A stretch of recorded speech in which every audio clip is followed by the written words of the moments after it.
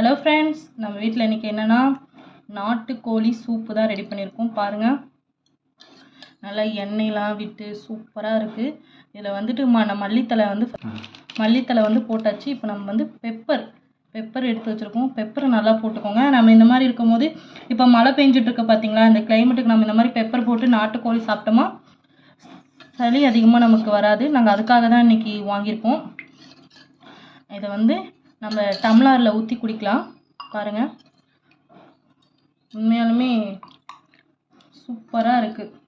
Already நான் taste நக்கி பார்த்தேன், நல்லா இருந்துச்சு. பாருங்கள், நம்ம அதில் நாட்டுக்கோழியோட அந்த பீஸ் பார்த்திங்களா எப்படி இருக்குன்னு, சூப்பராக இருக்குது. அந்த தோலோடு இருக்கும்போது அந்த ஸ்கின்னோட சாப்பிடும்போது நல்லாயிருக்கும் நாட்டுக்கோழியில். பாருங்கள், இன்னும் இதில் பெப்பர் வேணும்னா நம்ம போட்டு ஆட் பண்ணிக்கலாம். பாருங்கள், நல்லா எண்ணெயோட மிதந்து எப்படி இருக்குது பாருங்கள் டேஸ்ட்டு. கண்டிப்பாக இந்த மாதிரி நீங்களும் குடிச்சிங்களான்னு சொல்லுங்கள். பாய்.